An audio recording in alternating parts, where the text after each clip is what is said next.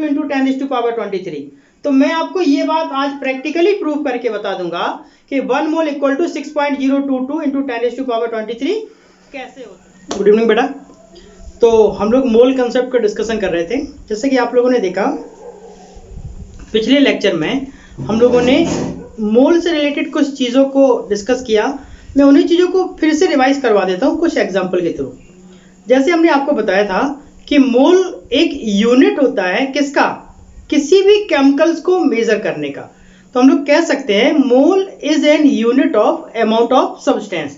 अब इसी बात को डिफरेंट तरीके से समझना है। जैसे हमने अगर बोला कि हम लोग किसी भी चीज को मान लेते हैं परचेज करने के लिए जाए, थोड़ी देर के लिए मान लेते हैं कि हम लोग कोई मटेरियल खरीदने जाते हैं। मान लेते हैं हम लोग पोटैटो खरीदने जाते हैं। हम लोग वेजिटेबल शॉप के पास शॉपकीपर से बोलते हैं कि हमें 5 kg आलू चाहिए।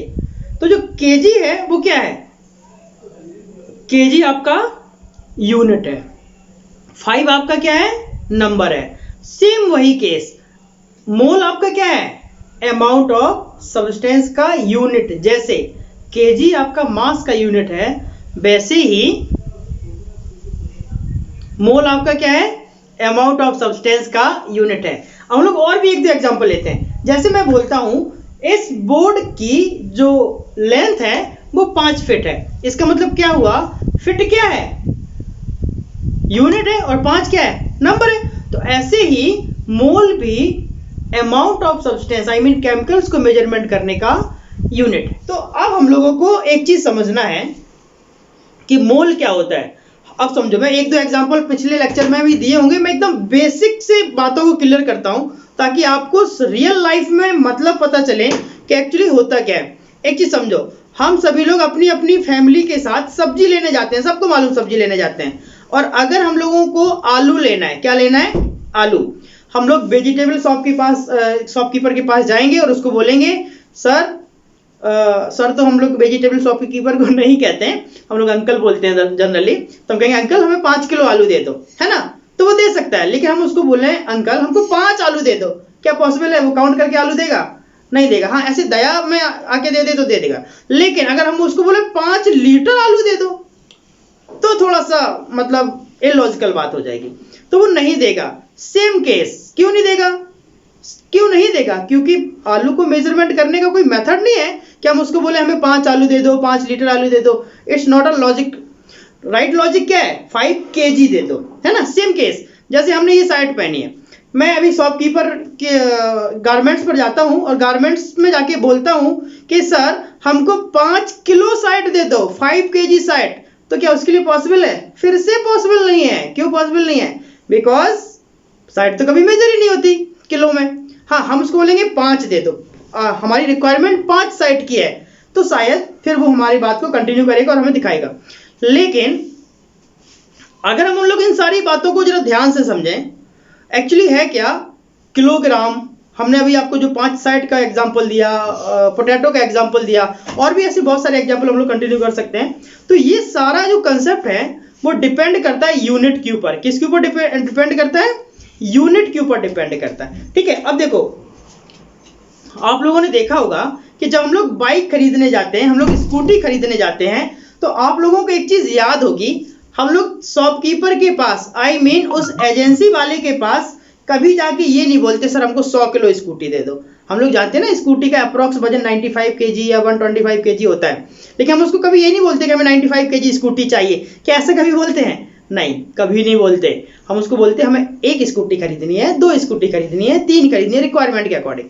तो कहने का मतलब ये है, ये जो मोल है वो एक यूनिट है। जैसे kilogram, litre, second, hour, coulomb, जैसे कि ये सारे यूनिट हैं, वैसे ही मोल भी आपका एक यूनिट है। ये हमने आपको लास्ट क्लास में बताया था। ठीक है बेटा। अब एक्चुअली है क्या, हम लोग सभी लोग जानते हैं कि हर एक मटेरियल को मेजरमेंट करने का एक यूनिट होता है, दैट इज कॉल्ड मोल।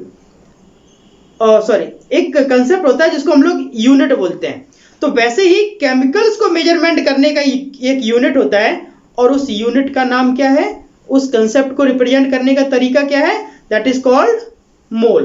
तो हम लोग यहाँ पर सिंपल लैंग्वेज में कह सकते हैं। हम लोग क्या स्टडी कर रहे हैं? हम लोग स्टडी कर रहे हैं बेटा मोल की, मोल कंसेप्ट की। तो हम इसको सिंपल लैंग्वेज में कह सकते हैं, मोल is an unit of amount of substance.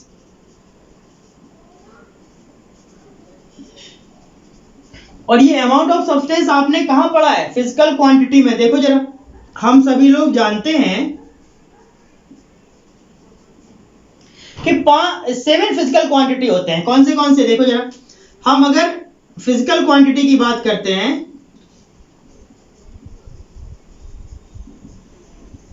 तो जैसे कि हमने लिखा लेंथ, फिर हमने लिखा मास, फिर हमने लिखा टाइम, फिर हमने लिखा करंट, फिर हमने लिखा अमाउंट ऑफ सब्सटेंस,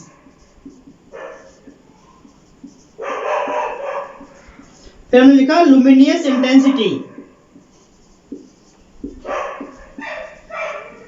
तो देखो जरा, अभी हमने यहां पर कुछ एग्जांपल लिखे।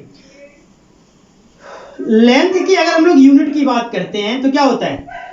मीटर भी हो सकता है, किलोमीटर भी हो सकता है ना। मास की अगर हम लोग बात करते हैं तो ग्राम हो सकता है, किलोग्राम हो सकता है। टाइम की अगर हम लोग बात करते हैं, सेकंड हो सकता है, मिनट हो सकता है, आवर हो सकता है। करंट की अगर हम लोग बात करते हैं तो कूलाम हो सकता है। अमाउंट ऑफ सब्सटेंस, यस, यही वो पॉइंट है जो हमको सीखना है। जब भी हम लोग अमाउंट ऑफ सब्सटेंस की बात करते हैं तो फिर हम लोग क्या बोलते हैं कि उसको मेजरमेंट करने का तरीका क्या है? मोल। क्या है? मोल। और इसी की स्टडी का एक नाम दे दिया, that is called mole concept. और लुमिनस इंटेंसिटी का आप सभी लोग मतलब जानते हैं, कैंडला होता है। ठीक है, तो इन फिजिकल क्वांटिटी के बेस पर एक आपका प्रॉपर्टी आया जिसका नाम है अमाउंट ऑफ सब्सटेंस, और उसी अमाउंट ऑफ सब्सटेंस को मेजरमेंट करने का तरीका क्या है? मोल। और हमें उसी मोल को कंटिन्यू करना है। अब देखो, अब मैं ये सारी बातें रब कर देता हूं, इसका कोई मतलब नहीं है, बस मैंने समझाने के लिए आपको ये बात बताई थी। हाँ, अब जरा फिर से समझो ध्यान से। हम लोग वापस अपने मोल कंसेप्ट को और डीपली समझने के लिए फिर से बात करेंगे।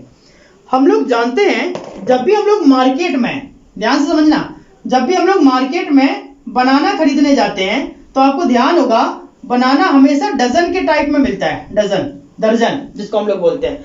हम अगर बनाने वाले को बोलेंगे कि हमको 1 दर्जन बनाना चाहिए तो वो कितने देगा? 12 नंबर दे देगा। किसके? बनाना के। लेकिन क्या इस 12 बनाना को लेकर हम मेजर नहीं कर सकते? कर सकते हैं। क्या हम वेट नहीं कर सकते? कर सकते हैं। मान लिया, समझना जरा, हमने मान लिया कि 12 बनाना का जब वेट किया वो 1 किलोग्राम के बराबर होता है। ऐसे मान के चल रहे हैं, मान के चल रहे हैं कि जब हम लोगों ने 12 बनाना लिए तो उनका वजन कितना होता है? 1 kg होता है। तो जब हम लोग उसको 1 kg ले लेंगे तो इसका मतलब क्या हुआ? 1 डजन बनाना ही 12 बनाना को के बराबर होगा, और वही 12 बनाना 1 किलो बनाना के बराबर होंगे। अब एग्जैक्टली देखो, अगर हम इसको हटा दें, इसका मतलब क्या हुआ? 1 डजन बनाना का मतलब क्या? 1 किलोग्राम बनाना। इसका मतलब क्या? 12 बनाना। तो अगर देखा जाए, सारी चीजें आपस में कहीं ना कहीं लिंक है। सारी चीजें आपस में क्या है? कहीं ना कहीं लिंक है। यस, यही पॉइंट हमको समझना है। तो मोल भी अमाउंट ऑफ सब्सटेंस का यूनिट जरूर है, लेकिन मोल भी कहीं ना कहीं लिंक है किसी अदर यूनिट के साथ। अब वो अदर यूनिट क्या है वो भी समझ लो। इन सारी बातों को ध्यान में रखते हुए ये कंसेप्ट सामने आया कि किसी भी केमिकल को मेजरमेंट करने का यूनिट तो मोल है, लेकिन एक से ज्यादा टाइप से मोल को स्टडी किया जा सकता है। और वही टाइप क्या क्या है वो समझो। वही टाइप है, सबसे पहला है on the basis of mass. Mass के बेस पर मोल को स्टडी किया जा सकता है। Next, on the basis of particle. Particle की बेस पर भी इसको स्टडी किया जाता है। और लास्ट आता है on the basis of volume. मतलब इन 3 रूल्स को आपस में एक दूसरे में कन्वर्ट किया जा सकता है, जो कि स्टडी किससे के अकॉर्डिंग करना होता है, मोल कंसेप्ट के according. In a simple language we can say that mole is an unit of amount of substance, but we can convert from one unit to another unit, and in other language we can say that mole is also classified in three terms. First, on the basis of mass, on the basis of particles, और on the basis of volume. बारी बारी इन सारी चीजों को बहुत अच्छे से पढ़ना है. तो ये तो इसका हो गया क्लासिफिकेशन कि हम मोल को किसमें किसमें कन्वर्ट कर सकते हैं. अब देखो, मास का मतलब क्या होता है, मास का मतलब होता है ग्राम या किलोग्राम. इसका मतलब ये हुआ मोल को ग्राम और किलोग्राम में कन्वर्ट किया जा सकता है. Next, on the basis of particles की बात करते हैं, मींस 1 2 3 4 काउंटिंग में भी मोल को कन्वर्ट किया जा सकता है. और on the basis of volume मतलब लीटर और मिलीलीटर में भी मोल को कन्वर्ट किया जा सकता है. तो इस बात को आपको याद रखना है. ओके बेटा, तो अब हम लोग बात करेंगे किसकी, सबसे पहला point on the basis of मास. अब देखो जरा, ये ऑन द बेसिस ऑफ मास क्या कहता है. ठीक है, मैं इसको रब कर देता हूं. बाकी के दोनों क्लासिफिकेशन हम लोग पढ़ेंगे, लेकिन पहले ऑन द बेसिस ऑफ मास को अच्छे से ऑब्जर्व करना है. ओके, तो देखो जरा, on the basis of mass का मतलब क्या है. On the basis of mass का मतलब ये है 1 मोल ऑफ एन एलिमेंट या atom is equal to atomic mass of that element. क्या बोला गया, जो किसी भी एलिमेंट या एटम का जो 1 मोल होगा वो उसके एटॉमिक मास के बराबर होगा. किसके, उसी एलिमेंट के. जैसे एलिमेंट की बात कर रहे हैं, इसका मतलब ये हुआ, मान लो मैंने बोला 1 मोल Na, तो 1 मोल Na का मतलब क्या, 23 ग्राम. 23 ग्राम. दूसरा केस, हमने बोला 1 मोल Li, तो Li का एटॉमिक मास कितना होता है, 7, तो हमने लिख दिया 7 ग्राम. नेक्स्ट, 1 मोल कार्बन, तो कार्बन का कितना होता है, 12 ग्राम. इट मींस किसी भी एलिमेंट का जो 1 मोल होगा, हमने 1 mole Na equal to 23 gram, 1 mole Li equal to 7 gram और 1 mole carbon equal to 12 gram. तो इन सारी बातों का मतलब क्या है, इन सारी बातों का मतलब एक ही है कि जो 1 मोल है वो उस एलिमेंट के एटॉमिक मास के बराबर होता है. ये पहला पॉइंट है. दूसरा पॉइंट ये भी है कि हम इस मोल को ग्राम एटम भी कह सकते हैं. हम लोग यहां लिखेंगे mole is also known as gram atom. ठीक है बेटा, मोल को ग्राम एटम के नाम से भी जानते हैं. इस बात को आप याद रखना. ठीक है, तो ये तो बात हो गई मोल की, किसके हिसाब से, ऑन द बेसिस ऑफ मास. अब हम मोल को कैलकुलेट भी कर सकते हैं. कैसे, टू कैलकुलेट मोल. और जब मोल को कैलकुलेट करेंगे तो कैसे करेंगे, देखो जरा, हम लोग जानते हैं मोल इक्वल टू एक फॉर्मूला होता है, गिवन मास अपॉन एटॉमिक मास. ये किसके लिए है, फॉर एन एलिमेंट के लिए. जब भी हम लोग एक एलिमेंट्स के लिए, एक एटम के लिए कोई भी फॉर्मूला अप्लाई करेंगे according to mole concept, then we will use mole equal to given mass upon atomic mass. लेकिन अगर हम लोग फॉर्मूला यूज करते हैं एक मॉलिक्यूल के लिए, मैं यहां लिख देता हूं, ये 1 नंबर हो गया. दूसरे पॉइंट पे हम लोग लिखेंगे मोल equal given mass divided by molar mass. तो ये किसके लिए होगा, फॉर अ मॉलिक्यूल. ये एक मॉलिक्यूल के लिए काम करेगा. ठीक है, तो इस चीज को आप समझना. तो ये आपके कुछ फॉर्मूले हैं. आई मीन पहला मेथड अभी हम लोगों ने डिस्कस किया, जिसमें हम लोगों ने देखा कि मोल को हम लोग 2 तरीके से कैलकुलेट कर सकते हैं. अब एक्चुअली है क्या, ध्यान से समझो बेटा, ये दोनों फॉर्मूले इन्हीं एग्जाम्पल को फॉलो करते हैं. कैसे, जरा देखना ध्यान से, है ना. हम लोग मान लेते हैं क्या, लेट सोडियम हैज 1 मोल. हमने मान लिया कि सोडियम 1 मोल है. ठीक है, find the weight of sodium. ये क्वेश्चंस बहुत इजी है, मैंने बेसिकली ये क्वेश्चंस नहीं है, एक कंसेप्ट है जिसको मैं आपको समझाने की कोशिश कर रहा हूं। अभी मैंने बोला 1 mole of Na equal to 23 gram, कैसे, ये बात मैं प्रूव कर रहा हूं। हमने लिखा सोडियम अगर 1 मोल है तो उसका वेट क्या होगा, समझो जरा क्वेश्चन। सोडियम अगर 1 मोल है तो उसका वेट क्या होगा। अब हम लोग जानते हैं, यहां पर देखो गिवन क्या है, mole equal to 1, mole equal to 1, ठीक है। दूसरा वेट इक्वल टू आपको निकालना है, दिया क्या क्या है, एलिमेंट दिया है। कौन सा एलिमेंट दिया है, सोडियम दिया है। और अगर सोडियम ये दिया हुआ है, इट मींस आपको ये अंडरस्टूड होना चाहिए कि इसका एटॉमिक मास कितना होता है। हमने पिछले लेक्चर में आपको बताया था कि मिनिमम आप लोगों को 1 to 30 एटॉमिक नंबर लर्न होना चाहिए, है ना। अगर नहीं होता है, नहीं हो पा रहा है तो फिर एक अलग बात है, लेकिन मिनिमम केस में आपको उतना लर्न होना चाहिए। और अगर आपको नहीं हो पा रहा है, आप मेरे को बोलो, मेरे पास सारी ट्रिक्स हैं, मैं आपको याद करवा दूंगा, ठीक है। चलो फिलहाल उसकी बात बाद में करेंगे। यहाँ देखो मोल का वैल्यू 1 दिया है, एलिमेंट सोडियम दिया है, वेट निकालना है। एलिमेंट का एटॉमिक मास आपको याद होना चाहिए। एटॉमिक मास ऑफ सोडियम कितना होता है, 23। एटॉमिक मास ऑफ सोडियम कितना होता है, 23। तो एक चीज समझ लो, अब जरा फॉर्मूला लगा दो, कौन सा वाला, ये वाला, mole equal to given mass upon atomic mass. मैं यहां लिख देता हूं, देखो मैं इसका लिंक यहां लिख देता हूं। हम लोग जानते हैं वी, यहां पर लिख देंगे if mole equal weight upon atomic मास। तो मोल कितना है 1, वेट हमें निकालना है, एटॉमिक मास कितना होता है 23। तो फाइनली वेट इक्वल टू कितना आ गया 23 ग्राम। देखो हुआ ना इजी, इजी हुआ कि नहीं, फिर से समझ लो। मैं थोड़ा अपना कैमरा यहां लेता हूं। चलिए देखिए हमने क्या किया, मोल निकालना था, एलिमेंट दिया है, एटॉमिक मास 23 होता है, वेट निकालना था। हम लोगों ने लिखा mole equal to weight upon atomic mass. Mole की जगह 1, वेट निकालना है, हाँ थैंक यू। एटॉमिक मास कितना है 23, क्रॉस मल्टीप्लाई किया, वेट इक्वल टू कितना आ गया 23। अब जरा यहां देखो, फिर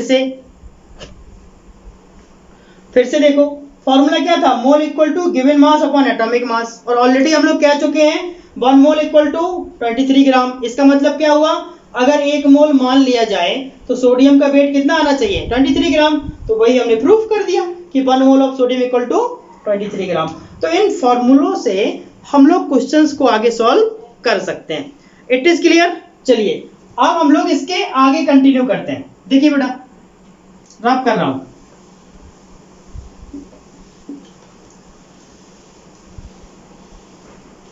अभी हम लोगों ने मोल का पहला पोर्शन पढ़ा। कौन सा वाला, अभी हम लोगों ने मोल का पहला पोर्शन पढ़ा। लोगों को एग्जाम्पल के तौर पर एक क्वेश्चन लेना है, ठीक है। एक चीज और एग्जाम्पल शुरू करने के पहले मैं एक पॉइंट और बता देता हूं। जब भी किसी नंबर के पहले मोल लिखा हो, ये बहुत छोटी सी बात है लेकिन इंपॉर्टेंट बहुत है। देखो हमने 2 वर्ड लिखे, एक मैंने लिखा 5 मोल और एक लिखा 5 मोल, दोनों मोल है। रीडिंग में पढ़ने के लिए दोनों बातें सेम है, लेकिन स्पेलिंग दोनों का अंतर है।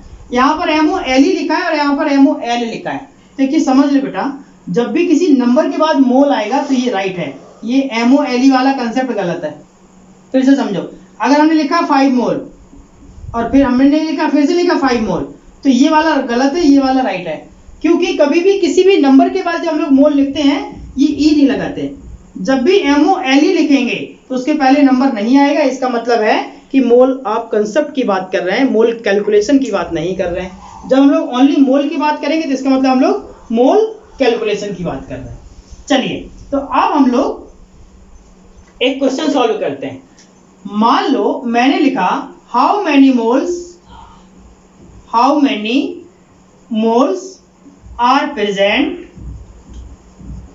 in 36 gram NaOH।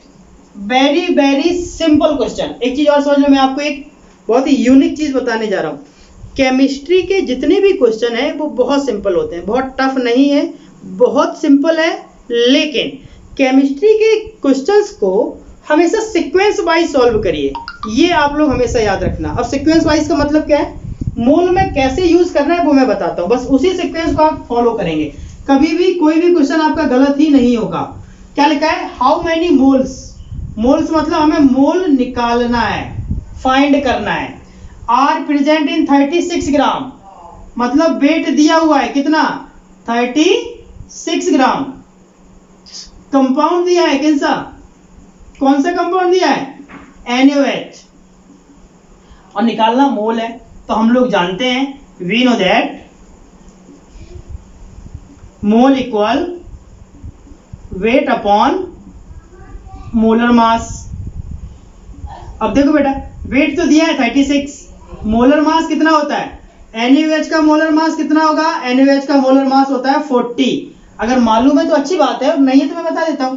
सबसे पहला आइटम कौन सा है, सोडियम, एटॉमिक मास 23, प्लस अगला element oxygen, atomic mass 16, next element hydrogen +1, finally 40। तो मोलर मास कितना आ गया, 40 आ गया। तो 36/40, finally 0.9, that's a right answer. Yes yes बेटा, एकदम राइट, आपने जो भी जिसने भी आंसर दिया एकदम राइट बोला। तो इसका मतलब क्या हुआ, 0.9 मोल इक्वल टू कितना होगा, 36 gram NaOH। It's a simple है ना, 36 ग्राम NaOH कितने मोल के बराबर होगा, 0.9 मोल के बराबर होगा। तो ये बहुत इजी कंसेप्ट था। अब देखो हम लोग एक क्वेश्चन और सॉल्व करते हैं, ठीक है।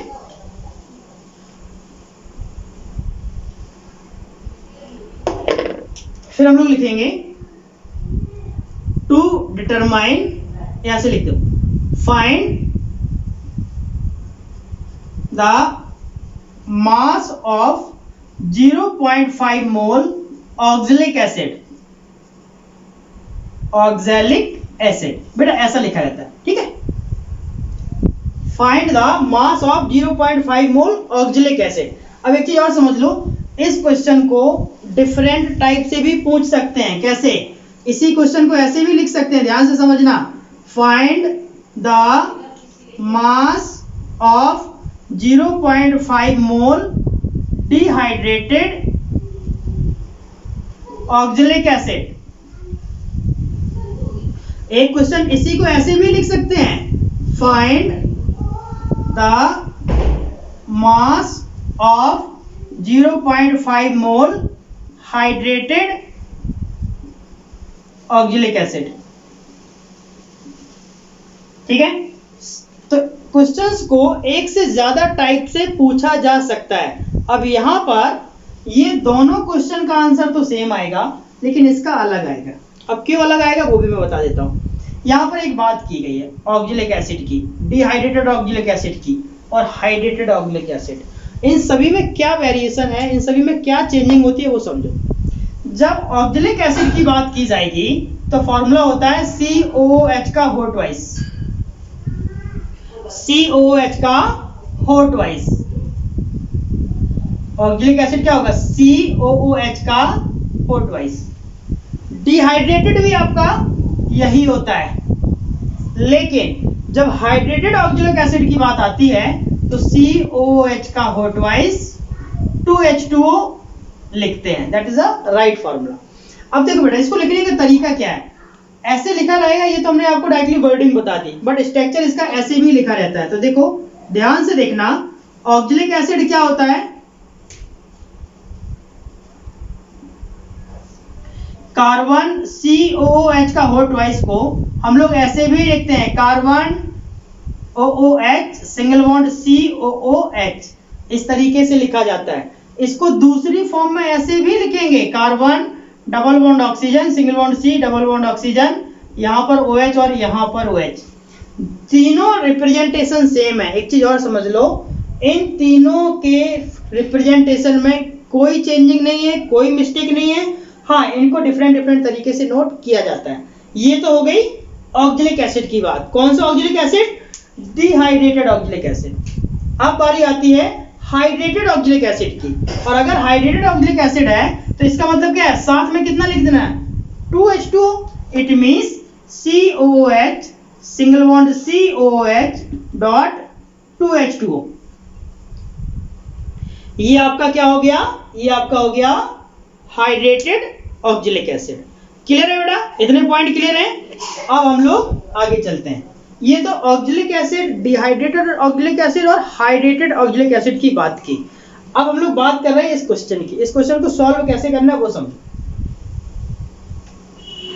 मैं रब कर रहा हूं।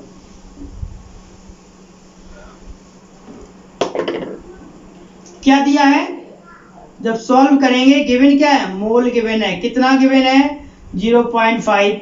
कंपाउंड कौन सा है? मैंने क्या बोला? अकॉर्डिंग टू सीक्वेंस जाएंगे, कभी गलती नहीं होगी।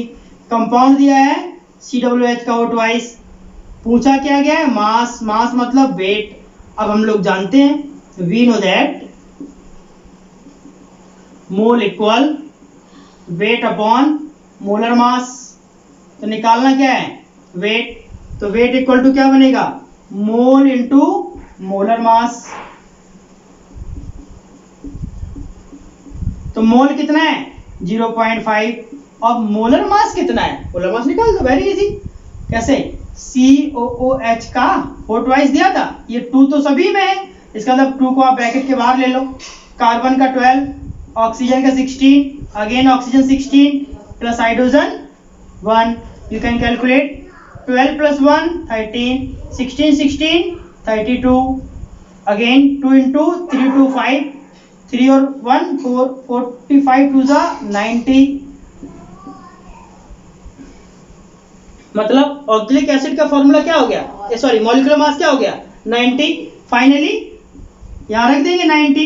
तो वेट इक्वल टू 9 5 जा 45.0। बस हो गया। 45 ग्राम 0.5 मोल ऑफ ऑक्जेलिक एसिड कितने ग्राम के बराबर होगा? 45 ग्राम के बराबर होगा। तो ये क्वेश्चन आपको समझ आ गया होगा। अब आप लोग इसका फटाफट स्क्रीनशॉट ले लो, फिर हम लोग आगे चलते हैं। चलिए बेटा, अब मैं कुछ करने वाला नहीं हूं, इसी में मैं थोड़ी सी चेंजिंग कर रहा हूं। क्या चेंजिंग कर रहा हूं? देखो मैंने क्या किया। अगर क्वेश्चन ऐसे होता, find the mass of 0.5 mole hydrated, ये लिख दिया ऑक्जेलिक एसिड, तो इसका मतलब क्या है? यहां पर 2H2 और आ जाएगा, डॉट 2H2। यहां पर भी डॉट 2H2 आ जाएगा, है ना? बाकी सब कुछ ऐसे ही रहने वाला है। यहां पर क्या आ जाएगा? Dot 2H2O। मॉलिक्यूलर मास निकाल दो बेटा। हाँ, एक चीज और समझ लो, यहां पर ये जो पॉइंट लिखा है, बहुत सारे बच्चे यहां गलती करते हैं। अब क्या मिस्टेक करते हैं वो समझ लो। वो क्या करते हैं, यहां पर इन दोनों को मल्टीप्लाई कर देते हैं, बट वो मल्टीप्लाई नहीं है। जब भी हम लोग इसका मॉलिक्यूलर मास कैलकुलेट करेंगे तो आपको याद रखना है, यहां पर प्लस आएगा, प्लस 2N2। और H2O का मॉलिक्यूलर मास कितना होता है? 18। 18 2 जा 36 प्लस 36 प्लस 36, फाइनली 126। मतलब अब मॉलिक्यूलर मास, अगर हमें इस कंपाउंड का मास निकालना है और ऑक्जेलिक एसिड हाइड्रेटेड हो गया, तो मोलर मास की जगह आप 90 की बजाय कितना लिख दोगे? 126। और इसको कैलकुलेट कर लोगे, जो भी आंसर आएगा वो ग्राम में आएगा। तो इस तरीके से हम लोग क्वेश्चंस को सॉल्व कर सकते हैं। हाँ, तो आपने ध्यान दिया होगा बेटा, अभी हम लोग मोल कंसेप्ट में, मोल कंसेप्ट का पहला पोर्शन पढ़ रहे थे। कौन सा? ऑन द बेसिस ऑफ मास। अब हम लोगों को इसका दूसरा पॉइंट पढ़ना है। अब दूसरा पॉइंट क्या है वो भी समझ लो। दूसरा पोर्शन क्या था? दूसरा पोर्शन इसका था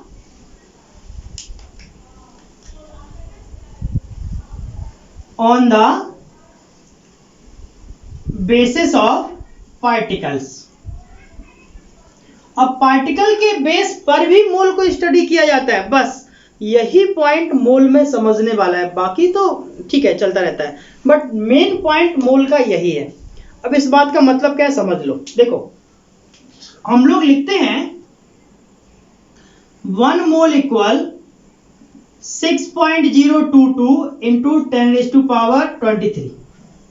बस हम ये लिखते हैं।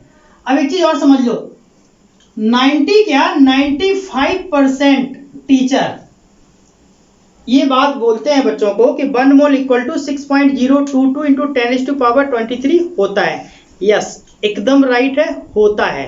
लेकिन कैसे होता है? कैसे कह सकते हैं 1 मोल इक्वल टू 6.022 इंटू 10⁻23?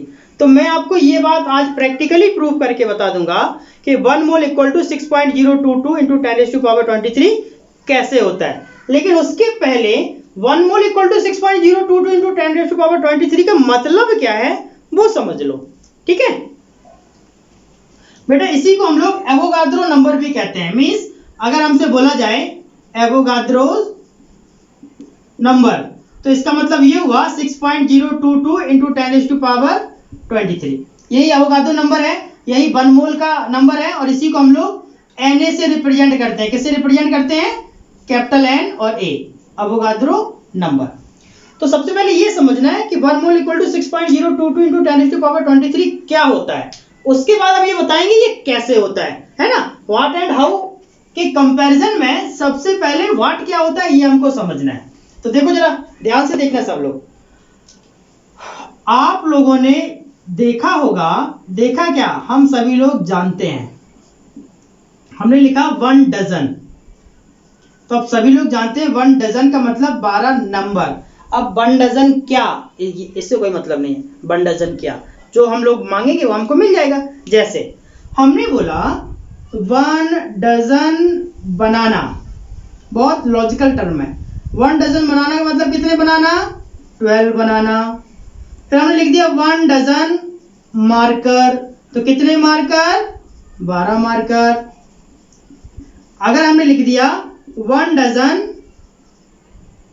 क्या? बुक्स, तो कितनी बुक? 12 बुक। मींस कहने का मतलब क्या है, जो 1 डजन है उसका नंबर 12 फिक्स है। अब हमें जिस किसी भी क्वांटिटी, जिस किसी भी कंपोनेंट्स की बात करनी है वो उतना ही हो जाएगा। अगर हमने बोला 1 डजन बनाना तो 12 बनाना, हमने बोला 1 डजन मार्कर तो 12 मार्कर, हमने बोला 1 डजन बुक तो 12 बुक। अगर हमने बोला 1 डजन बॉय तो कितने बॉय? 12 बॉय। हमने बोला 1 डजन गर्ल तो कितने गर्ल? 12 गर्ल। अगर हमने बोल दिया 1 डजन गधे, गधे मतलब कुछ भी, हॉर्स ले लो, तो 12 हॉर्स। तो कहने का मतलब क्या हुआ, कहने का मतलब क्या हुआ, जो 1 डजन का मतलब है वो 12 है। अब उसके आगे पीछे जो लगा देंगे वो उतने ही 12 नंबर को फॉलो करना शुरू कर देगा। ठीक है, अगर हमने आपको बोला बेटा 1 डजन बनाना चाहिए तो आप 12 बनाना दे देंगे। हम बोलेंगे 1 डजन मार्कर चाहिए, आप 12 मार्कर ला के देंगे। 1 डजन बुक्स का मतलब 12 बुक्स। 1 डजन बॉय का मतलब 12 बॉय। 1 डजन गर्ल्स का मतलब 12 गर्ल्स। 1 डजन हॉर्स का मतलब 12 हॉर्स। 1 डजन गधे का मतलब 12 गधे, है ना। तो इस तरीके से बेसिकली जो 1 डजन का मतलब है वो फिक्स है। सेम वही केस 1 मोल का मतलब भी फिक्स है। कैसे, अब वो समझो, है ना। हमने क्या बोला, अगर मैं यहां पर लिख दूं 1 mole equal to 6.022 into 10⁻23 number, ऐसे लिख दिया। तो देखो बेटा, अगर मैंने लिखा 1 मोल बनाना तो कितने बनाना? 6.022 इंटू 10⁻23 बनाना। अगर हमने लिखा 1 मोल बुक्स, 1 मोल एप्पल, कितने एप्पल? 6.022 into 10⁻23 Apple. मीन्स कहने का मतलब ये है, एक जैसे एक दर्जन का वैल्यू फिक्स है वैसे एक मोल का वैल्यू भी फिक्स है। अब हम बात करते हैं जरा केमिस्ट्री के अकॉर्डिंग। ठीक है, अगर हमने बोला 1 मोल Cl2, 1 मोल Cl2 मॉलिक्यूल, 1 मोल Cl2 मॉलिक्यूल का मतलब क्या, ये डायरेक्टली हम लोग लिख लेते हैं। Cl2 तो ऑलरेडी मॉलिक्यूल ही होता है। तो 1 मोल Cl2 का मतलब क्या है, कितने Cl2? 6.022 into 10⁻23 Cl2। अगर हमने लिखा 1 मोल Na तो कितने Na? मैंने बोला 1 मोल Na, इसका मतलब है कितने Na? 6.022 into 10⁻23 Na। नेक्स्ट हमने लिखा 1 मोल NaOH तो कितने NaOH? 6.022 इंटू 10⁻23 NaOH, है ना। तो कहने का मतलब क्या है, जो जैसे 1 डजन का वैल्यू फिक्स है 1 मोल का भी वैल्यू वैसे ही फिक्स है। अगर हमने 1 डजन मार्कर, 1 डजन बनाना, 1 डजन एप्पल बोला तो जैसे हम लोग जानते हैं उसका वैल्यू फिक्स 12 नंबर होता है। सेम उसी तरीके से 1 मोल का भी वैल्यू फिक्स है और उसके आगे जो भी नंबर रिप्रेजेंटेशन होगा, जो भी आपका स्पीसीज होगा, वो हम लोग उसको यूज कर लेंगे। ओके, हाँ, तो देखो on the basis of particle के बेस पर यह बोला गया कि जो 1 मोल का वैल्यू होगा वो 6.022 इंटू 10⁻23 के बराबर होगा। इस बात को ध्यान में रखते हुए हम लोगों ने बहुत सारे अभी एग्जाम्पल किए। अब अगर हमने आपको बोला 1 मोल इलेक्ट्रॉन का मतलब क्या है, इसका मतलब ये हुआ 6.022, मैं यहाँ लिखता हूँ आपको और अच्छे से क्लियर होगा। मैंने लिखा 1 मोल इलेक्ट्रॉन, इसका मतलब 6.022 इंटू 10⁻23 इलेक्ट्रॉन। 1 मोल प्रोटॉन का मतलब 6.022 इंटू 10⁻23 प्रोटॉन। तो अब ये बात आप लोग समझ गए होंगे कि जैसे 1 दर्जन का वैल्यू फिक्स है वैसे 1 मोल का वैल्यू भी फिक्स है। तो इन सारी बातों को ध्यान में रखते हुए एक फॉर्मूला जनरेट हुआ। क्या फॉर्मूला जनरेट हुआ, मैं इसको रब कर देता हूं, आप फटाफट इसका स्क्रीनशॉट ले लो। ले लिया स्क्रीनशॉट, ओके डन। अब मैं इसको रब करने जा रहा हूं।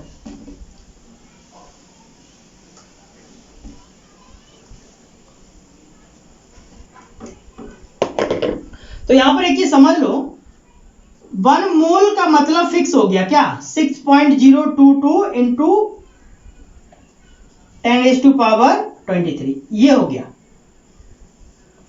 इसी बात को ध्यान में रखते हुए एक फॉर्मूला जनरेट हुआ। कौन सा फॉर्मूला जनरेट हुआ,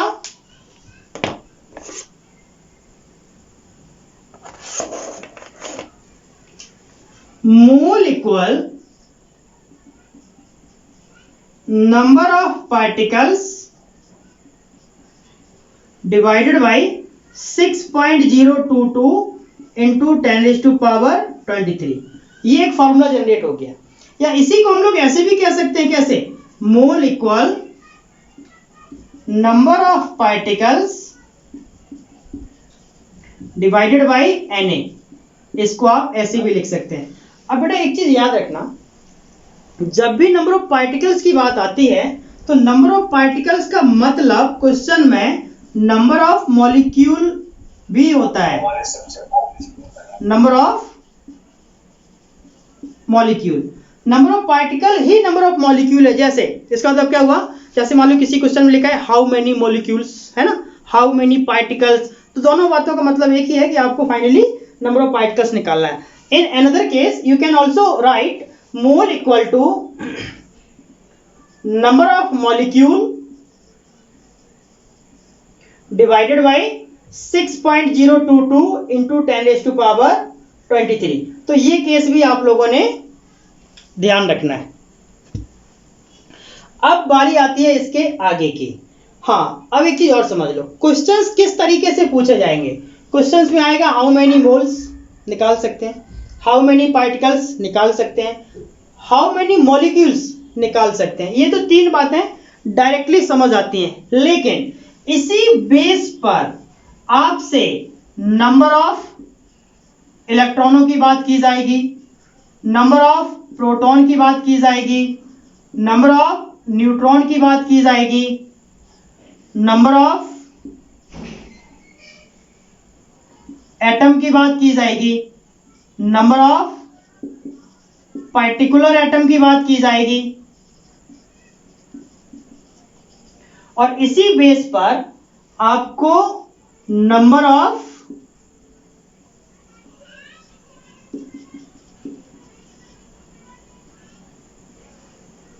टोटल एटम की भी बात कर सकते हैं। ठीक है, तो अब इतने टाइप के क्वेश्चन बनते हैं इस कंसेप्ट पर, on the basis of particle.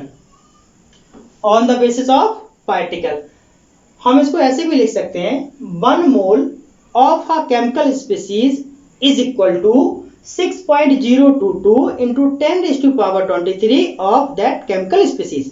मतलब जिस किसी भी केमिकल स्पीसीज की बात कर रहे हैं उस केमिकल स्पीसीज में जो 1 मोल का वैल्यू होगा वो कितने के बराबर होगा, 6.022 इंटू 10⁻23 के बराबर होगा। तो इन सारों कंसेप्ट के बेस पर कुछ क्वेश्चंस वर्क करते हैं। पहले हम लोग क्वेश्चन सीखेंगे, पूरा कंसेप्ट सीखेंगे, लास्ट में हम आपको बताएंगे कि 1 मोल इक्वल टू 6.022 इंटू 10⁻23 कैसे होता है। ओके बेटा, चलिए देखिए अब लोग इस पर बेस होके कुछ क्वेश्चंस करते हैं। मैं एक क्वेश्चन बताऊंगा और एक ही क्वेश्चन को ध्यान से समझना, उसमें इतने सारे वेरिएशन है क्वेश्चंस पर कि आपको सारे पॉइंट्स बहुत अच्छे से क्लियर हो जाएंगे। ठीक है, चलिए कौन सा कंसेप्ट डिस्कस कर रहे हैं? On the basis of particle, या इसको हम लोग लिख सकते हैं मॉलिक्यूल्स, दोनों एक ही बात है। ठीक है, मान लेते हैं हमारे पास एक क्वेश्चन है, हाउ मैनी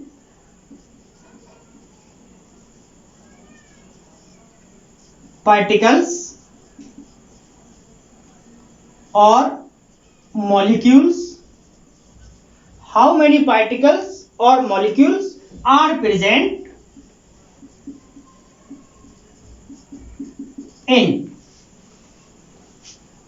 यहां पर साइनिंग आ रही है, मैं इधर लिख देता हूं, are present in 46 gram CaCO3, ये क्वेश्चन है।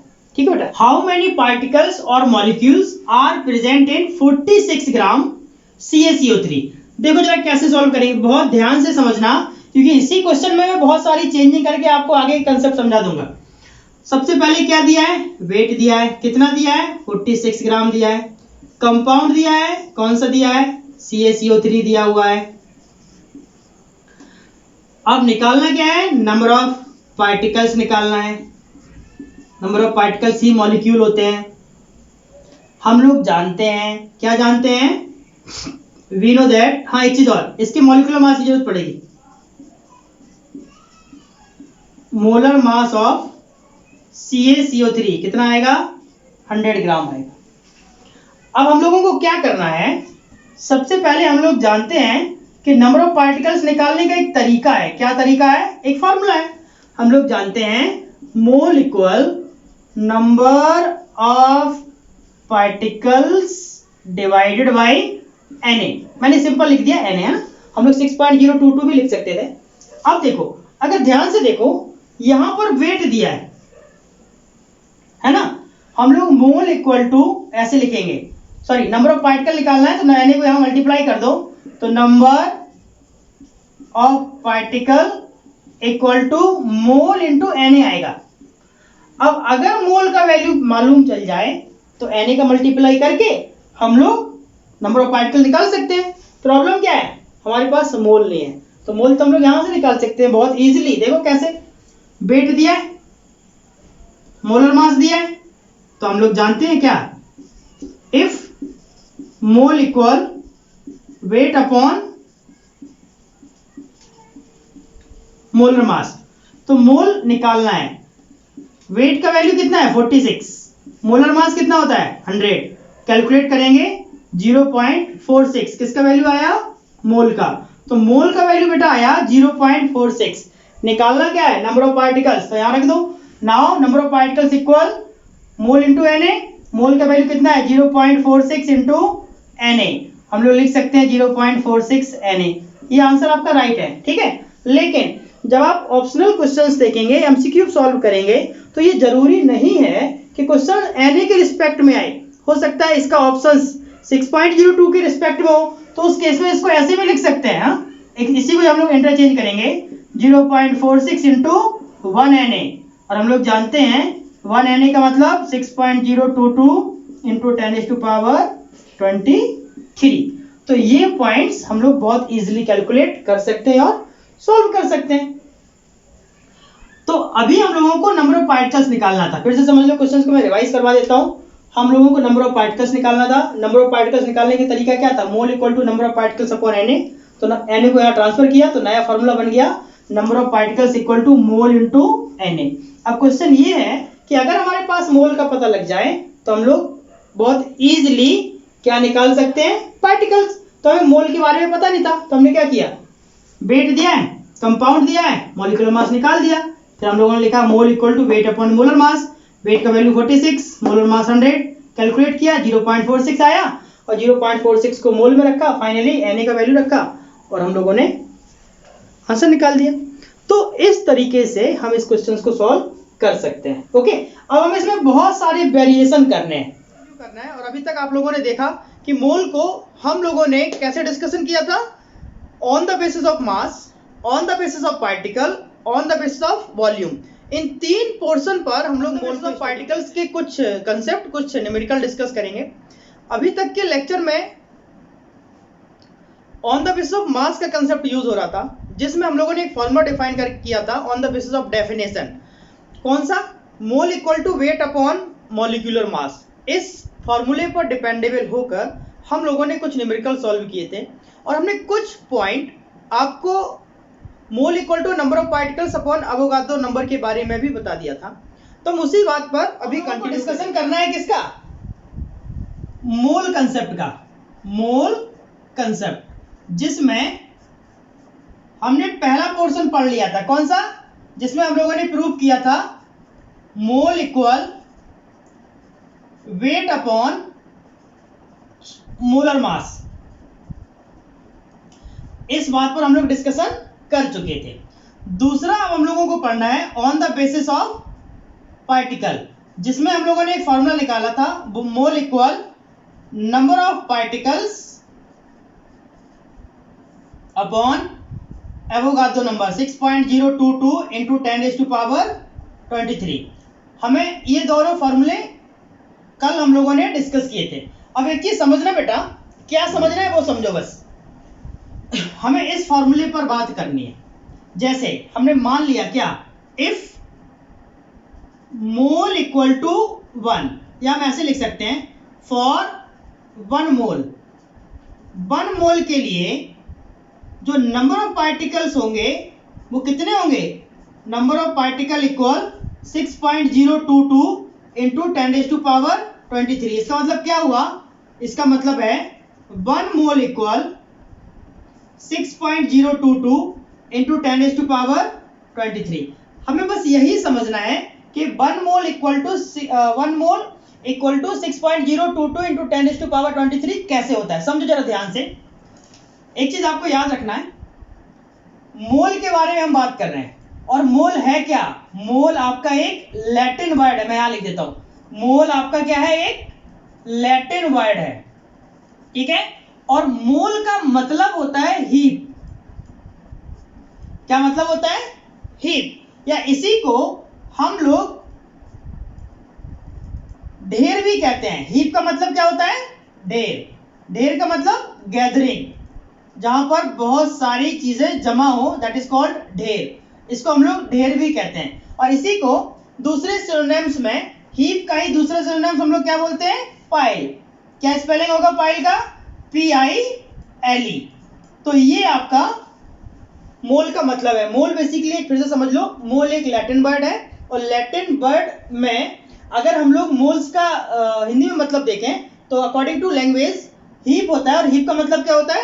ढेर होता है। इसका मतलब क्या है? जहां पर बहुत सारे पार्टिकल्स आके जमा हो। जैसे तुम लोगों ने देखा होगा ना, हम लोग बोलते हैं कि जैसे गांव में भूसे का ढेर लगा रहता है। तो मतलब क्या? भूसे का ढेर लगे रहने का मतलब क्या है? भूसे की वहां पर बहुत ज्यादा गैदरिंग है ना। हे, भूसे को क्या बोलते हैं? हे बोलते हैं।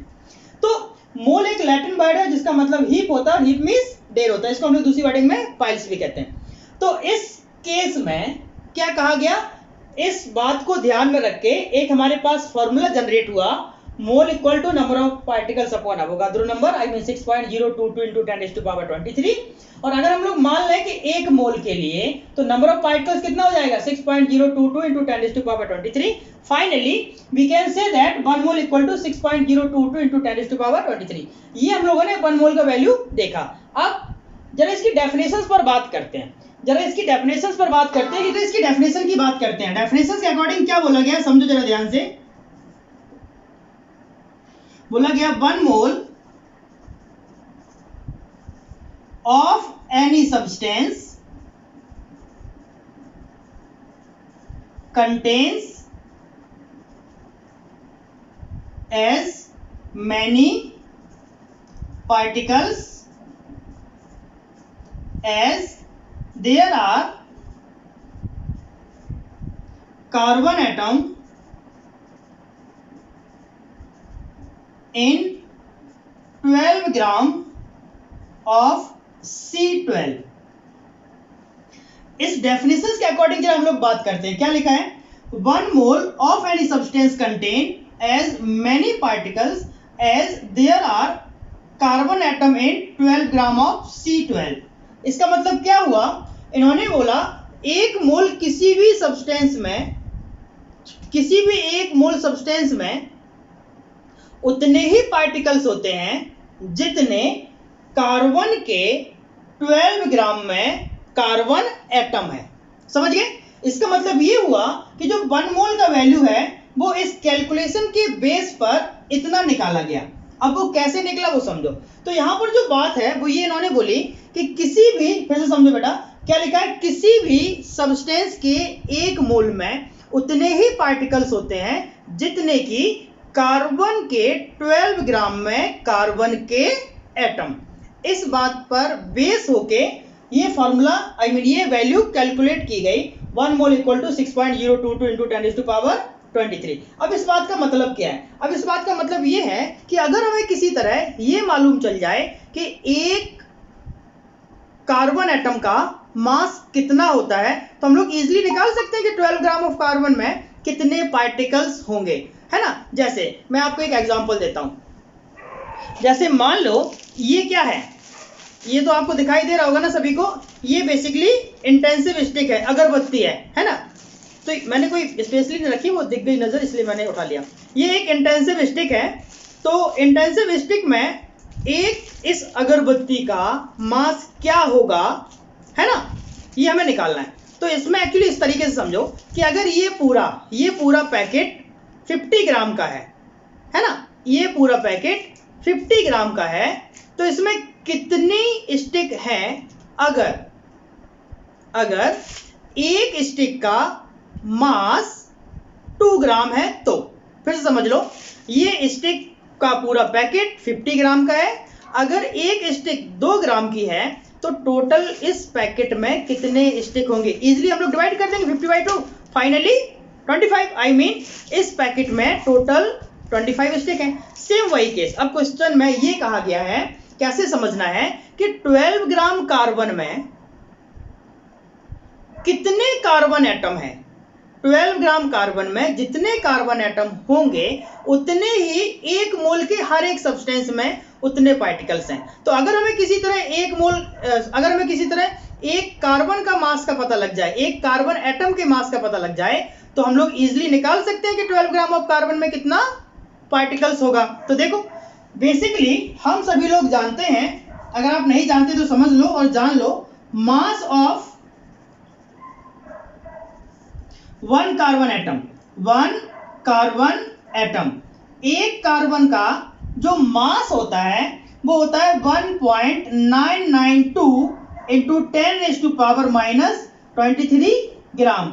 अप्रोक्सीमेटली जनरली हम लोग इसको ऐसे लिखते हैं 2 वर्ड तक लेके, 1.99 इंटू 10⁻⁻23। तो एक कार्बन के एक एटम का मास कितना होता है, 1.99 इंटू 10⁻23 ग्राम। अभी कैसे पता चला, है ना, ये तो बहुत छोटा मास है। तो इसको डिटरमाइन किया गया, मैं यहां लिख देता हूं, डिटरमाइन बाय मास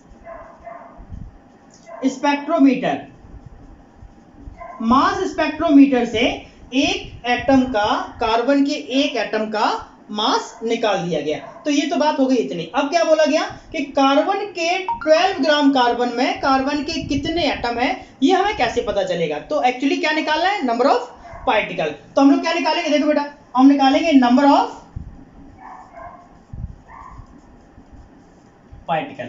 हम लोगों को नंबर ऑफ पार्टिकल्स निकालना है। किस में निकालना है, कार्बन के 12 ग्राम में। तो एक्चुअली हम लोग यहां जान चुके हैं कि कार्बन का मास कितना है, 12 ग्राम, और कार्बन के 12 ग्राम में कार्बन के एटम कितने हैं, 1.99 इंटू 10⁻⁻23। तो अब हम लोगों को टोटल नंबर ऑफ एटम निकालना है, टोटल नंबर ऑफ पार्टिकल्स निकालना है। तो टोटल नंबर ऑफ पार्टिकल्स आपके क्या हो जाएंगे, किस में, कार्बन के 12 ग्राम में। तो कितने हो जाएंगे बेटा, हम लोग यहां पर लिख सकते हैं number of carbon atom in 12 gram of carbon.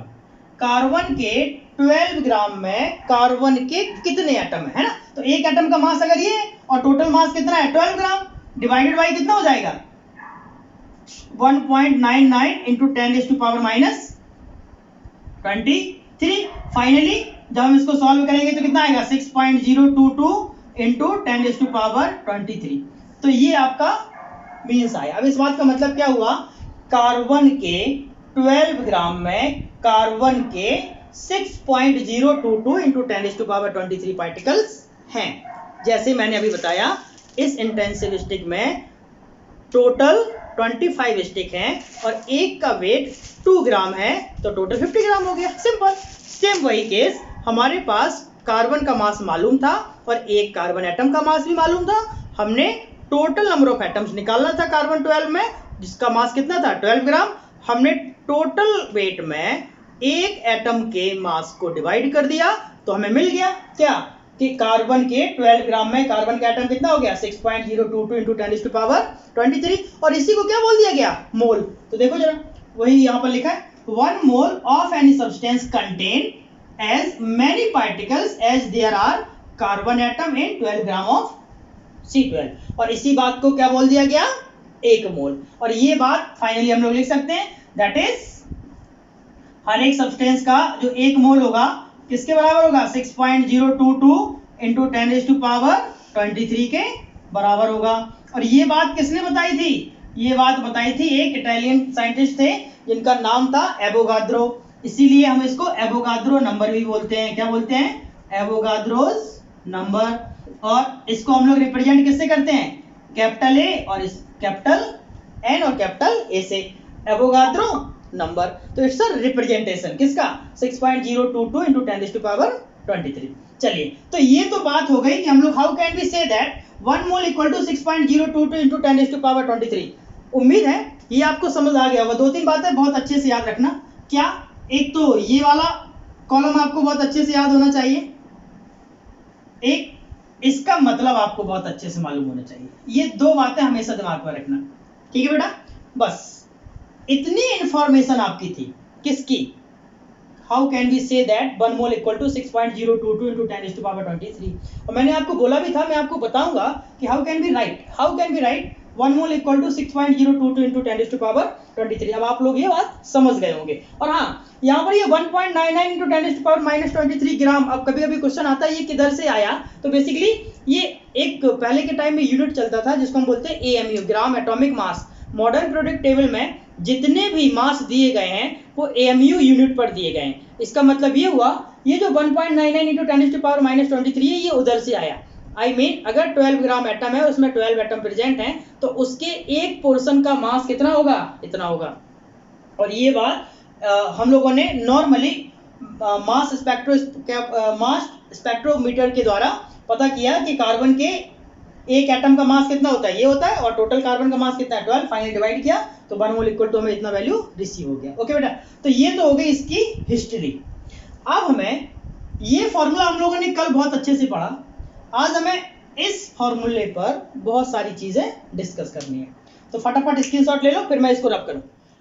हमने अभी तक 2 बातें समझ ली मोल से रिलेटेड। क्या लिखा यहां पर हमने लिख दिया मोल, क्या लिख दिया 1 मोल है ना। 1 मोल मान लो 1 मोल नाइट्रोजन की बात करता हूं, 1 मोल नाइट्रोजन मैं सोडियम ले लेता हूं है ना, थोड़ा इजी पड़ेगा आप लोगों को कैलकुलेट करना। 1 मोल Na की बात करते हैं तो ये तो आपका हो गया 1 मोल। अब अगर हमसे पूछा जाए 1 मोल में कितने एटम हैं तो हम यहां पर लिख देंगे क्या 1 मोल Na कंटेन्स, कितने एटम कंटेन करता है 6.022 इंटू 10⁻23 क्या Na एटम। ओके ये तो हो गई नंबर ऑफ पार्टिकल के बेस पर बात। अब अगर ग्राम के बेस पर आए on the basis of mass तो हम लोग ऐसे भी कह सकते हैं we know that sodium has 12 gram atomic mass. Sodium का जो एटॉमिक मास होता है वो कितना होता है 12 ग्राम होता है। तो हम लोग यहां लिख सकते हैं 1 mole sodium equal to 23 gram, sorry 12 नहीं 23 ग्राम।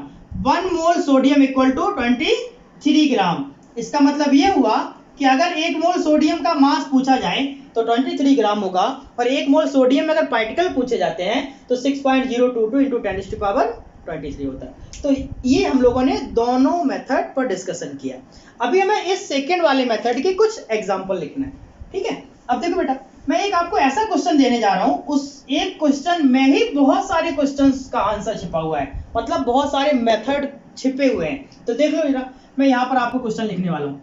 हमारे पास न्यूमेरिकल है, मैंने लिखा find number of electron, proton, neutron, total atom and molecules in 36 gram of CaCO3। ये क्वेश्चन, ये चलो मैं एक कंपाउंड बदल देता हूँ। कल भी हम लोगों ने CaCO3 लिया था, आप कहोगे सर का CaCO3 बहुत फेवरेट है, ऐसा कुछ नहीं है। चलिए, तो क्या लिखा है, find number of electron, proton, neutron and total atom and molecules in 36 gram of NaOH। 36 gram NaOH में कितने इलेक्ट्रॉन है, कितने प्रोटॉन है, उसके टोटल नंबर ऑफ एटम कितने हैं, कितने न्यूट्रॉन है, कितने पार्टिकल्स हैं, ये सारी बातों पर हमें ध्यान रखना है। तो ये समझ लो, जब हम इस क्वेश्चन को सॉल्व करते हैं बेटा, ध्यान से समझना, आप क्वेश्चन थोड़ा सा स्टेप वाइज चलेंगे, लेंदी हो जाएगा, है ना। क्या क्या गिवन है, कल भी मैंने आपको बताया था। सबसे पहले आपको देखना है गिवन क्या है। क्या लिखा है, वेट इक्वल टू दिया है 36 ग्राम। कंपाउंड कौन सा दिया है, कंपाउंड आपका दिया है NaOH। तो NaOH का मोलर मास निकाल देंगे। तो मोलर मास ऑफ NaOH कितना होता है, 40 होता है, आप इजीली निकाल सकते हैं। और मोलर मास को भी हम लोग ग्राम में लिखते हैं, तो 40 ग्राम ले सकते हैं। नेक्स्ट, अब हम लोगों को निकालना क्या है, नंबर ऑफ इलेक्ट्रॉन निकालना है, नंबर ऑफ प्रोटॉन निकालना है। मैं यहां लिख देता हूं, नंबर ऑफ इलेक्ट्रॉन निकालना है, नंबर ऑफ प्रोटॉन निकालना है, नंबर ऑफ न्यूट्रॉन निकालना है, नंबर ऑफ एटम निकालना है। नंबर ऑफ एटम का मतलब टोटल एटम, और नंबर ऑफ मॉलिक्यूल निकालना है। तो नंबर ऑफ मॉलिक्यूल का मतलब आप समझ लो, नंबर ऑफ पार्टिकल्स निकालना है। ठीक है बेटा, क्या निकालना है, पार्टिकल्स। इस सारे कंडीशंस को सॉल्व करने के लिए आपको एक चीज याद रखनी है, हम लोगों को सबसे पहले मोल फाइंड करना है, after that number of particles, और उसके बाद बाकी सारी चीजें। तो देख लो बेटा, हम लोग जानते हैं, we know that mole equal weight upon molar mass. तो अगर हम लोग वेट की बात करते हैं, तो वेट कितना दिया है 36, मोलर मास कितना दिया है 40। फाइनली सॉल्व करेंगे तो 4 9 जा 36, तो 0.9, ये क्या आ गया, मोल आ गया। कितने मोल आए, 0.9 मोल आए। अब जब मोल आए तो इजीली हम लोग नंबर ऑफ पार्टिकल्स निकाल सकते हैं। तो फाइनली हम लोग फिर से लिख देंगे क्या, if mole equal number of particles divided by 6.022 into 10⁻23। तो क्या करना होगा बेटा, नंबर ऑफ पार्टिकल्स का मतलब क्या हो जाएगा, number of particle equal to होगा मोल इंटू 6.022 इंटू 10⁻23। तो मोल को क्या लिख दिया 0.9, और कैलकुलेशन को बहुत लंबा ना खींचते हुए हम लोग 6.022 इंटू 10⁻23 को Na लिख लेते हैं, है ना। तो अब हमारे पास नंबर ऑफ पार्टिकल्स कितने आ गए, Na।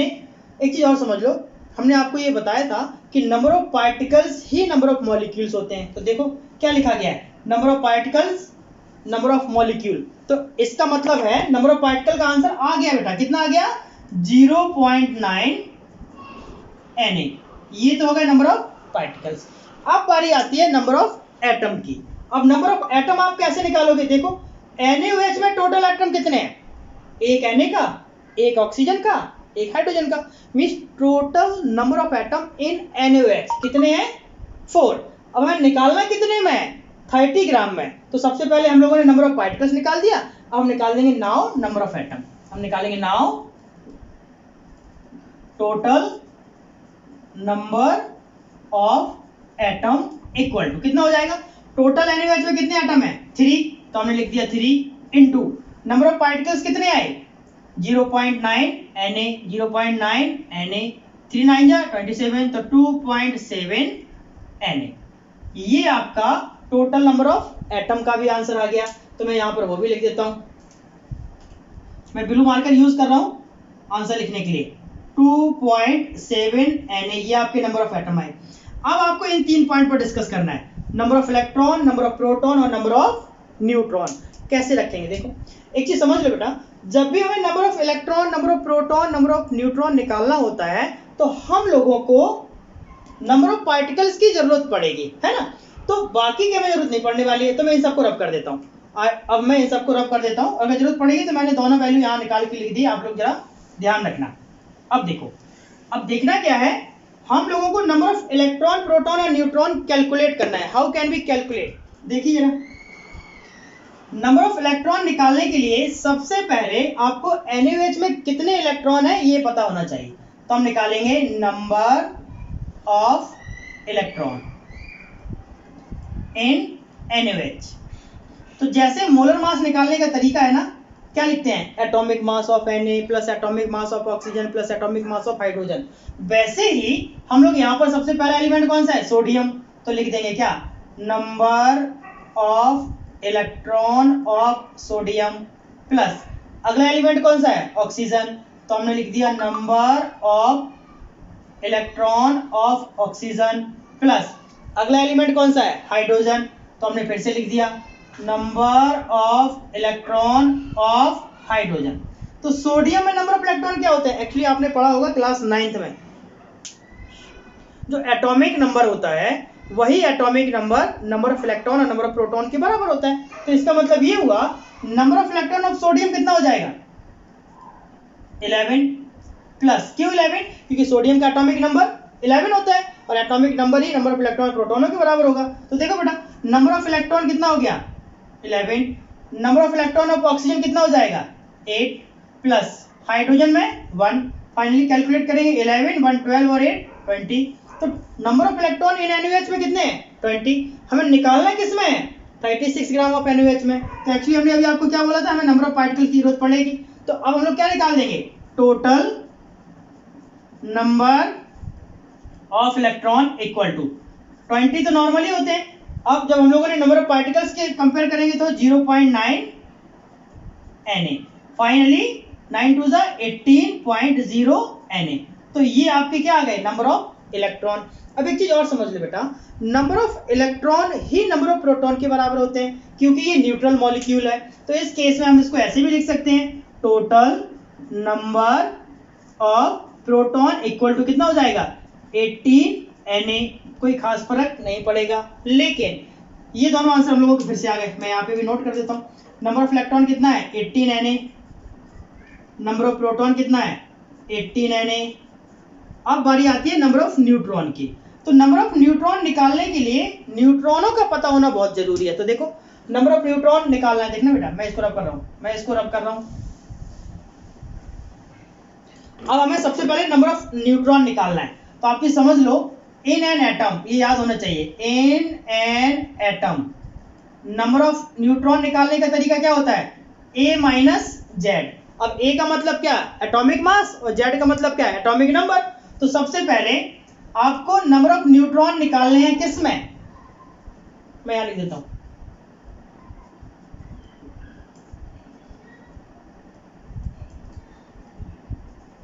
Number of neutron equal to A minus Z. A का मतलब क्या है, एटॉमिक मास, Z का मतलब क्या है, एटॉमिक नंबर। तो सबसे पहले सोडियम की बात करेंगे। एक्चुअली क्या हमें NaOH में नंबर ऑफ न्यूट्रॉन निकालना ना, तो पहले इंडिविजुअल एटम का नंबर ऑफ न्यूट्रॉन पता होना बहुत जरूरी है। तो सोडियम का रिप्रेजेंटेशन क्या होता है, 11 Na23। इसका मतलब सोडियम में नंबर ऑफ न्यूट्रॉन कितने होंगे, number of neutron in sodium कितना होगा बेटा, 23 माइनस 11, फाइनली 12। सेम केस अगला एलिमेंट है ऑक्सीजन, और ऑक्सीजन का रिप्रेजेंटेशन क्या होता है, 8O16। इसका माइनस करेंगे तो नंबर ऑफ न्यूट्रॉन कितना आ गया, 8। हाइड्रोजन का कितना होता है, 1H1, फाइनली कितना हो जाएगा, 0। तो अगर हम लोग नंबर ऑफ न्यूट्रॉनों की बात करते हैं इन NaOH, तो NaOH में नंबर ऑफ न्यूट्रॉन कितने हो गए, number of neutron equal to, add कर दो, सोडियम में कितना होता है 12, ऑक्सीजन में कितना होता है 8, हाइड्रोजन में कितना होता है 0, तो फाइनली कितना हो गया 20, ये भी 20 है। अब अगर ये भी 20 है तो नंबर ऑफ न्यूट्रॉन निकालने का तरीका क्या होगा, 20 multiply by number of particles, याद रखना नंबर ऑफ न्यूट्रॉन कितने हैं 20, मैं इसको रख कर रहा हूं। अब हम लोगों को सॉल्व करना है total number of neutron equal to कितना हो जाएगा 20 into number of particles 0.9 Na, finally 9 2 18.0 Na। तो ये भी आपके नंबर ऑफ न्यूट्रॉन्स कितने आ गए 18 Na। तो इस तरीके से हम लोग इस क्वेश्चन को सॉल्व कर सकते हैं। तो देखो हमने बहुत इजी तरीके से इलेक्ट्रॉन, प्रोटॉन, न्यूट्रॉन, एटम और पार्टिकल्स को पता किया, लेकिन अगर इसी क्वेश्चन में वो ऐसे लिख देते, देखना इसी ये मैं ए मान लेता हूं, ये ए कंडीशन है, और बी कंडीशन में मैंने लिख दिया फाइंड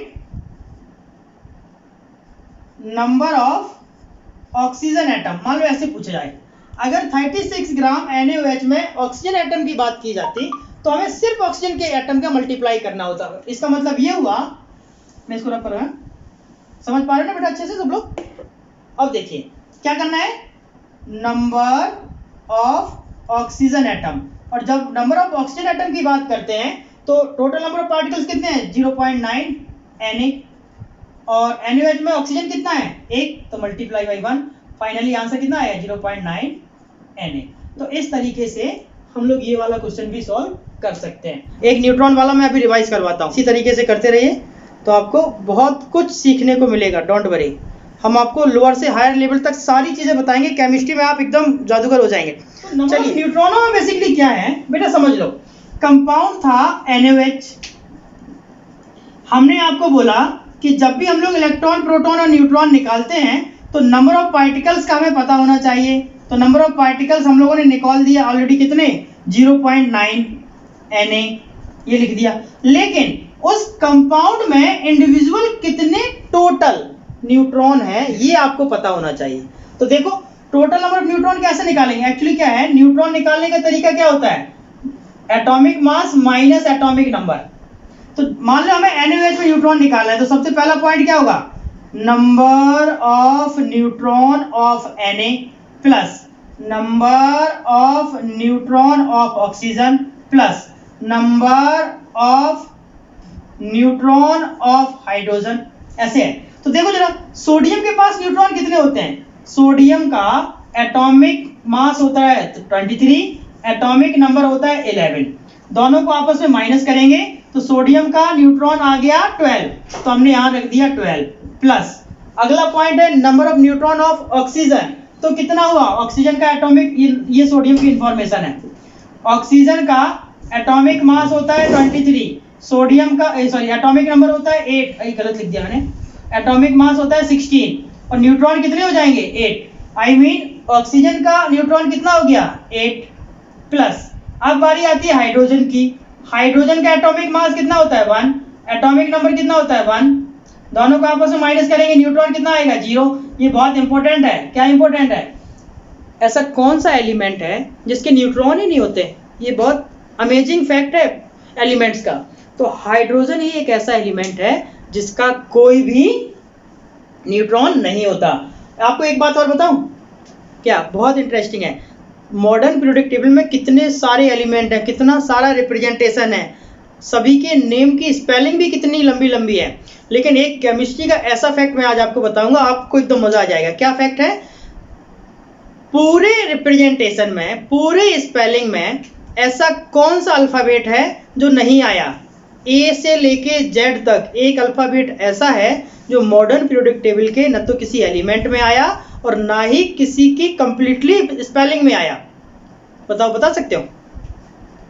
मैं बता देता हूं, वो है जे, और जे फॉर जोकर, है ना। ये जे अल्फाबेट किसी भी रिप्रेजेंटेशन में नहीं आया, आप चाहे तो ढूंढ लें, सर्च कर लें, ना किसी स्पेलिंग में आया। चलिए, तो ये तो हम एक फैक्ट की बात कर रहे थे, वो आउट ऑफ द ट्रैक हो जाएगा। तो यहां पर देखो टोटल नंबर ऑफ न्यूट्रॉन कितने हैं, हाइड्रोजन के तो 0 है ना, तो 12 और 8 कितना हो गया 20। तो फाइनली क्या करना है, मल्टीप्लाई बाई 20, मल्टीप्लाई बाई 20 और 9 2 जा 18, एक पॉइंट बाय 0 लगा देंगे Na, बस हो गया, वही तो मैंने लिखा, सिंपल। तो इस तरीके से हम इस क्वेश्चन को सॉल्व कर सकते हैं। चलिए, तो इस क्वेश्चंस में हम लोगों ने इस क्वेश्चंस में टाइम जरूर लिया, लेकिन एक ही क्वेश्चन में सारे मेथड सॉल्व कर लिए। और भी बहुत अच्छे अच्छे ट्रिक्स और टॉपिक्स अभी हम लोगों को डिस्कस करने हैं इसी में, और भी डिफरेंट डिफरेंट क्वेश्चन को सॉल्व करना है। तो देखो एक दो क्वेश्चन और देखिए। क्वेश्चन में है how many electrons are present in 20 gram NH4 plus, ऐसे लिखा है, ये क्वेश्चन है।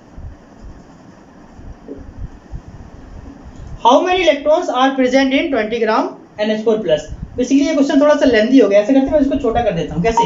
How many electrons are present in 0.5 mole NH4 plus. 0.5 mole NH4 plus में कितने इलेक्ट्रॉन होंगे ये हमें निकालना है। तो देखो जरा, जब हम इसको सॉल्व करेंगे तो मोल इक्वल टू दिया है कितना, 0.5। केमिकल स्पीसीज दिया है कौन सा, NH4 प्लस। हमें नंबर ऑफ इलेक्ट्रॉन निकालना है, तो हम लोग जानते हैं नंबर ऑफ इलेक्ट्रॉन निकालने के लिए पता किसका होना जरूरी है, नंबर ऑफ पार्टिकल्स का। और यहां ऑलरेडी मोल दिया है, तो नंबर ऑफ पार्टिकल्स हम लोग निकाल सकते हैं। कैसे? देखो, हम लोग जानते हैं, we know that mole equal number of particles upon Avogadro number. Calculation को सॉर्ट करने के लिए मैं Na यूज कर रहा हूं, अदरवाइज 6.022 इंटू 10⁻23 भी यूज किया जाता है, और वो यूज किया जाता है फिर ऑप्शंस के अकॉर्डिंग। आपको देख लेना है ऑप्शंस में, ऑप्शंस Na के रिस्पेक्ट में दिया है या फिर 6.022 इंटू 10⁻23 के रिस्पेक्ट में। तो हमें उसी तरीके से एप्लीकेशन लगा देना है। यहाँ पर कैलकुलेशन थोड़ी सी सॉफ्ट हो जाए, इसकी वजह से मैं यहाँ पर यूज कर रहा हूँ। तो number of particle equal to क्या बनेगा, मोल इंटू Na। तो मोल का वैल्यू कितना है, 0.5 रख दो, 0.5 Na। ये आपके निकले क्या, नंबर ऑफ पार्टिकल्स। लेकिन क्वेश्चन में क्या पार्टिकल्स निकालना था, नहीं, क्वेश्चन में क्या निकालना है, क्वेश्चन में निकालना है नंबर ऑफ इलेक्ट्रॉन। तो आपको सबसे पहले NH4 प्लस में इलेक्ट्रॉन कितने वो पता होना चाहिए। देख लो बेटा, NH4 प्लस में हमें नंबर ऑफ इलेक्ट्रॉन निकालना है। क्या निकालना है, number of electron equal to, सबसे पहला एटम कौन सा है, ध्यान से देखना, सबसे पहला एटम कौन सा है, नाइट्रोजन। और नाइट्रोजन में कितने इलेक्ट्रॉन होते हैं, 7। कैसे मालूम, एटॉमिक नंबर ही तो atomic number of electron number of प्रोटॉनों के बराबर होता है। तो नाइट्रोजन का एटॉमिक नंबर कितना होता है, 7। तो उसके इलेक्ट्रॉन भी कितने हो गए, 7 प्लस 4। अगला एलिमेंट कौन सा है, हाइड्रोजन। और हाइड्रोजन कितने एटम है, 4 मल्टीप्लाई बाई हाइड्रोजन एटम में इलेक्ट्रॉन कितना होता है, 1। तो हम लोगों ने लिख दिया 1। तो कितना आया, 7 प्लस 4 फाइनली 11। ये आपके इलेक्ट्रॉन आए किसमें, NH4 में। लेकिन NH4 में एक चार्ज लगा है प्लस का, इसका मतलब ये कैटायनिक स्पीसीज है। और कैटायनिक स्पीसीज में नंबर ऑफ इलेक्ट्रॉन निकालने के लिए क्या करते हैं, जो चार्ज होता है उसको माइनस कर देते हैं। अगर ये एनायनिक होता तो प्लस कर देते, आई मीन माइनस का 1, it means number of electron कितना आ गया, 10। तो NH4 प्लस में आपके पास नंबर ऑफ इलेक्ट्रॉन कितने हैं, 10। लेकिन उन्होंने पूछा क्या है कि अगर NH4 प्लस 0.5 मोल है तो इलेक्ट्रॉन कितने, तो हम लोग निकाल देंगे। नाउ इस पार्टिकल्स को मल्टीप्लाई करना होगा। Now total number of electron equal to कितना आ जाएगा बेटा, नंबर ऑफ पार्टिकल्स कितने हैं, 0.5 Na, 0.5 Na इंटू 10। सॉल्व कर लेंगे तो 5 Na, बस हो गया, सिंपल। इस तरीके से हम लोग इस क्वेश्चन को भी सॉल्व कर सकते हैं। हाँ, मान लो मैंने यहाँ पर कंपोनेंट चेंज कर दिया, मान लेते हैं NH4 प्लस की बजाय मैंने क्या लिख दिया, SO4 2 माइनस।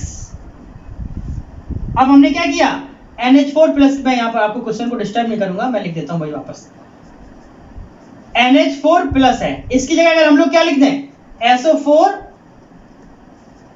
2 माइनस, बाकी सारी चीजें वैसे ही रहने वाली हैं, तब भी हम लोग सॉल्व बहुत इजीली कर सकते हैं। देखो ये तो इसका फर्स्ट स्टेप था NH4 प्लस वाला। अब SO4 2 माइनस में नंबर ऑफ इलेक्ट्रॉन निकाल दो, देख लो जरा कैसे निकलेंगे। SO4 2 माइनस की बात कर रहे हैं, SO4 2 माइनस में नंबर ऑफ इलेक्ट्रॉन निकालना है। तो तो सबसे पहला एलिमेंट कौन सा है? सल्फर। सल्फर में कितने इलेक्ट्रॉन होते हैं? 16। क्यों? क्योंकि उसका एटॉमिक नंबर 16 है।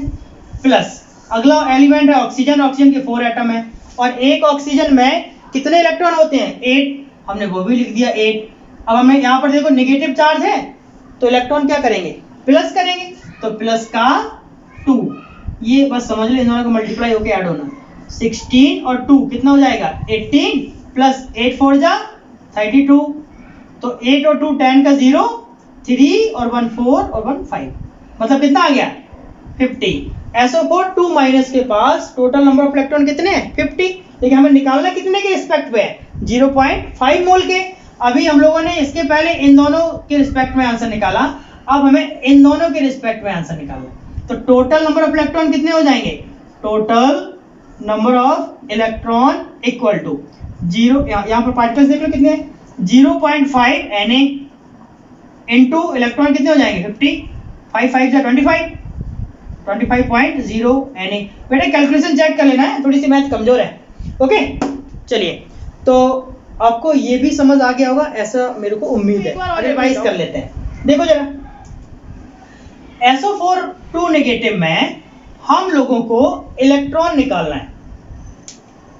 तो SO4 2 नेगेटिव में सबसे पहले ये कंडीशन को भूल जाओ, 0.5 मोल SO4 2 नेगेटिव में कितने नंबर ऑफ इलेक्ट्रॉन होंगे ये बात की बात है। पहले SO4 2 नेगेटिव में इलेक्ट्रॉन कितने वो समझ लो। सल्फर में कितने इलेक्ट्रॉन होंगे? सल्फर में इलेक्ट्रॉन होते हैं 16। कैसे मालूम? क्योंकि सल्फर का एटॉमिक नंबर 16 होता है। प्लस ऑक्सीजन के कितने एटम में? 4, तो हमने लिख दिया 4 इनटू ऑक्सीजन में कितने इलेक्ट्रॉन है?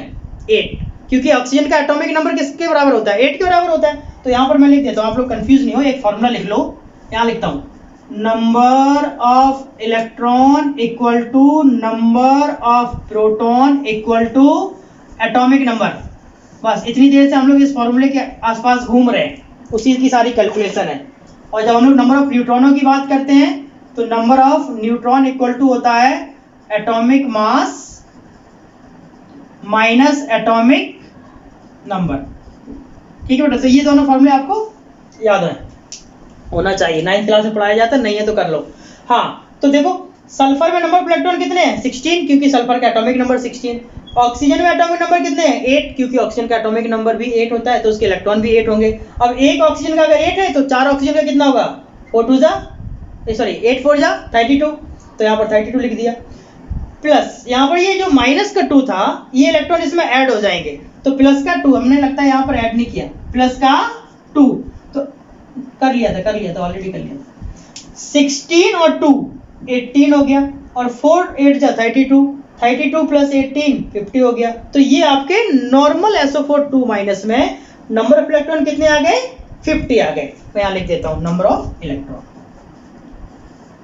अब according to condition total number of electron मतलब 0.5 मोल SO4 2 नेगेटिव में कितने इलेक्ट्रॉन होंगे? तो नॉर्मल केस में 50 आए। अब जब कंडीशन के अकॉर्डिंग देखेंगे तो नंबर ऑफ पार्टिकल्स का मल्टीप्लाई कर देंगे, और नंबर ऑफ पार्टिकल्स कितने हैं? 0.5 Na, तो 0.5 Na into 50 finally 25 Na answer. हाँ, सिंपल। तो अभी हम लोगों ने इस क्वेश्चन को सॉल्व किया, बाकी हम लोग ऐसे और भी इंटरेस्टिंग क्वेश्चन सॉल्व करेंगे वो अगले लेक्चर में। ओके बेटा, बाय।